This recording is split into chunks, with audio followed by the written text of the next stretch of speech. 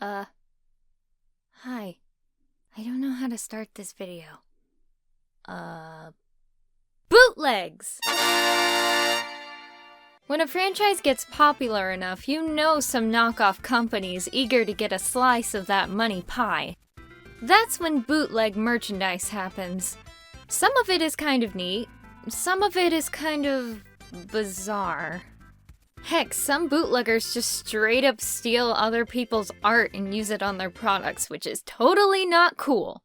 Never do stuff like this. Ever. Sonic is no stranger to having bootleg merchandise. Some bootleg characters have even sparked really strange fan followings, like O'Gorky the Pickle Hedgehog, or Porcupine? So here's today's redesigning challenge. Can we take these bootleg Sonics and turn them into actual characters? A strange task, I know. But I feel like with a little bit of thought, we can turn these hastily put together mockeries into decent characters. I've chosen 3 bootlegs, 2 lesser known ones, and one that's actually pretty popular on the internet. Let's start with Food Retail Supersonic. Okay, so what do we have to work with here? Okay, he's Sonic with Tails' bangs. You've got a blue and yellow color scheme here. A nondescript sports brand logo. Okay, I think I know what I'm gonna do. This guy looks like he plays some kind of sport. I'm just gonna pick soccer, since that sport involves using your legs a lot, and that's perfect for a Sonic character. And yes, I know it's called football in other countries, but I'm American and I'm gonna call it soccer like a heathen. So I looked up some soccer equipment to try and get a good feel of what this character would look and dress like. And I made sure to nab some references that have blues and yellows in them, so that way I'm sticking with the original color palette. And I went ahead and sketched up a nice, sporty, soccer-y pose. First things first, I'm giving them a very short haircut, since he's going to be outside playing sports and such. And yes, I know Sonic is out a lot, and he has long quills, but I need to distinguish him from the original bootleg, which was just Sonic. I decided on this sort of upturned look, and I made sure that I paid homage to the Tails bangs. Now I can work on his uniform. Instead of his cuffed gloves, I decided to give him goalie gloves. I tried to give them a sort of asymmetrical design, since for some reason I've seen that sports equipments like to put asymmetrical designs on them. I'm not sure why that is, it's just something that I've noticed. Then I gave him a jersey and some sporty shorts, and a logo on the jersey, of course. Sonic related, since we are redesigning a Sonic bootleg. I'm sure there's a sports team or two named after the hero of the universe. Also, he needs some long socks to protect his knees, as well as a pair of good old cleats. Going on a tangent here, because this reminds me of this. I was actually in softball when I was a kid, and instead of actually playing the sport, I would just draw in the sand with the spikes of my cleats. I was a very interesting child. Okay, I left in this last bit because I was really proud that I was able to draw a soccer ball from a reference. I've never been able to do this before. You gotta be proud of the little things, you know? Alright, this is turning out really nice. Let me just get the line art done off camera and then we can sort out the colors. I went ahead and colored the soccer ball off camera too, because it's a soccer ball. There's not really much else to say about it. That does lead in nicely to selecting the colors, actually. I got this nice off-white for the soccer ball, so I decided to incorporate it into the color scheme for this character.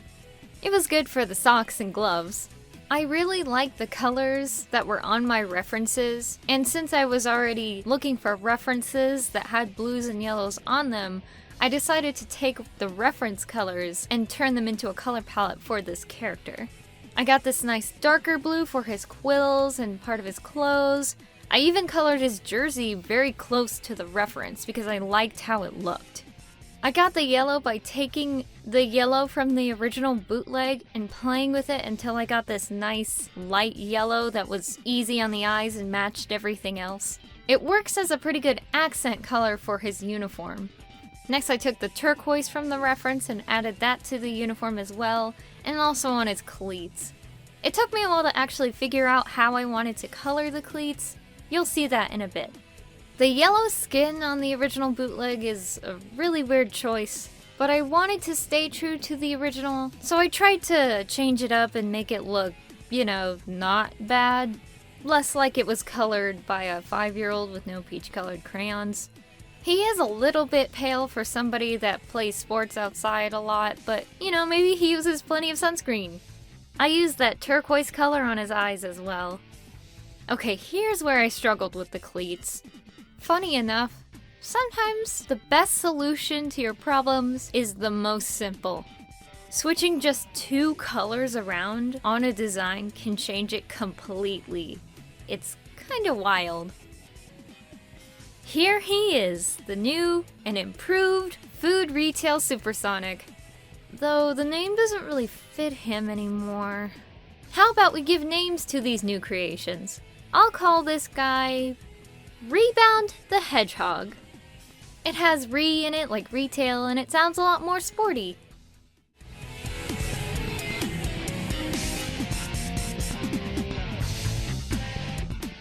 Okay, so that one was pretty simple. How about I make things a bit harder? Let's try Harry Potter Obama. Yep, this particular bootleg is pretty widely known. People even sell merch of this specific bootleg because of how memey it is. Heck, for Christmas, I got my friend Vocally an actual Harry Potter Obama t-shirt, and he loved it. I racked my brain for quite a while on how I could turn this into an actual interesting character. The colors, they remind me of a little kid. Maybe a little kid that doesn't know how to dress himself yet? What the heck, I'll go with it. I started with a rough pose of him going, "Look, Mommy, I got dressed up by myself." Let's start with a big t-shirt, and I'm gonna put a 10 on it, just like the 10 on HPO's stomach. I feel like there isn't really a better way to incorporate that design choice anyway. This could also be a sports jersey, just like Rebound wears. Maybe this kid is Rebound's little brother. I gave him some very basic gloves and shoes here. I didn't want to get too crazy with the design since this kid is very little. I'm gonna say he's like 3 or 4, definitely younger than Charmy or Cream. HBO has kind of a weird thing on his face, like a stripe or a shadow or a spot, or I don't know what it is, but I incorporated it into this design by turning them into freckles. I wasn't 100% sure on what to do with the spines. I tried playing around with shapes, but nothing really seemed to fit, so I gave him little baby spines. They're still growing in. Well, this turned out completely different than what I was expecting when I started redesigning HPO. Line art time, and then we'll color it. First of all, I had to figure out the perfect shade of red, yellow, and blue. These are all contrasting colors, so getting them to work is kind of difficult. Once that was figured out, it was just a matter of putting them in the right place. At first, the shades I picked seemed a little too saturated. Like, yes, he is a kid, and he doesn't know how to dress himself, and he doesn't know anything about color theory, but that doesn't mean he's not allowed to have a nice color scheme. So I borrowed that beautiful dark blue that Rebound has, so that little brother theory actually has some weight to it now. Man, these bootlegs keep giving me really bad skin colors. Really bad.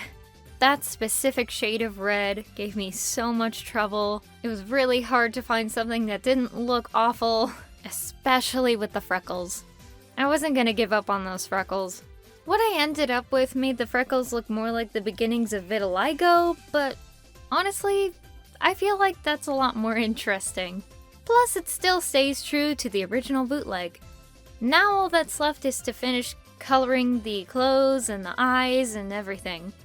I gave him classic style eyes to match the original design too. I had my doubts, but this kid is actually super adorable. Now for the name. Let's go with Obi. Like Obama.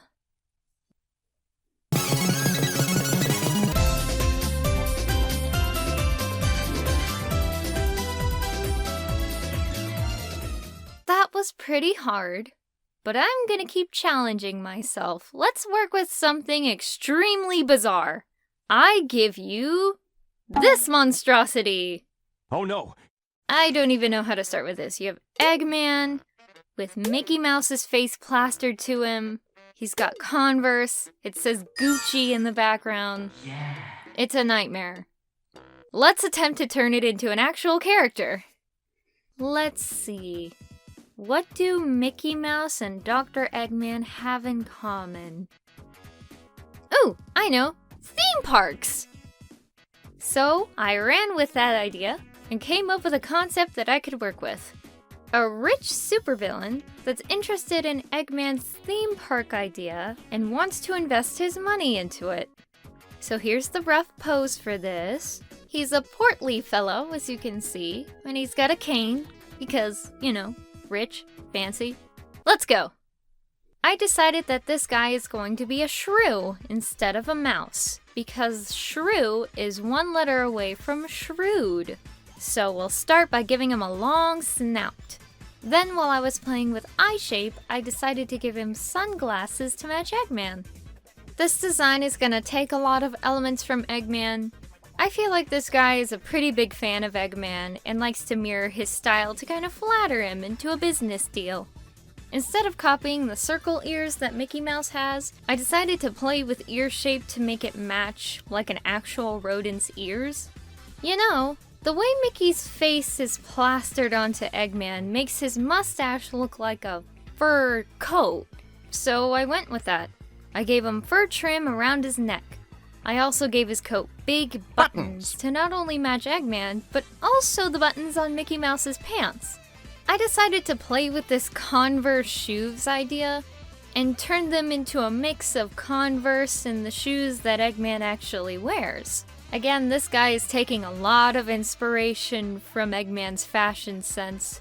I figured he sees Eggman as a creative genius. Now I just gotta draw his arms and his hands. Can't forget the cane.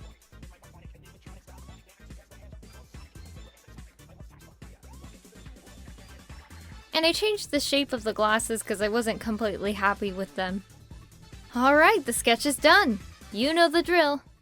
Off camera, I had this idea to give him a money bag in his hands to further the idea that he's rich. So I did that. This bootleg has a lot of browns and reds going on, so I decided to play with that. The color that I pulled off of Mickey's head was actually pretty good too, so I incorporated that into the glasses and other places later. I used this brownish, pinkish color for the snout, ears, and tail, then this normal brown for the fur.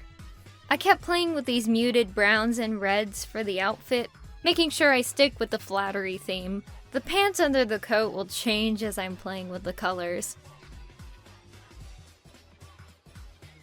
Okay, see how I'm coloring the shoes and I picked just basic white? See how that stands out so much that it starts to hurt your eyes? This is why you need to stick with colors that are the same kind of luminosity. If you have a color that's way lighter than the others, 90% of the time it's not gonna look right. So I played around until I got something that actually looked good. Then I used that same off-white for his gloves. I ended up darkening the colors for the sunglasses, and that's when I finally got my pants color. I also made this the color of the bauble on the cane, as well as his eyes. His beady, greedy eyes. Whew, done. I didn't think I could do it, but I managed to turn a Mickey, Eggman, Converse, Gucci nightmare into an actual character. What to call him though? How about Slickest the Shrew? I got slickest from the word slick, which is a synonym for shrewd, which of course is one letter away from shrew. Then I added us to the end as a callback to an inside joke of me calling Mickey Mouse Mickus the All-Powerful. It's a long story.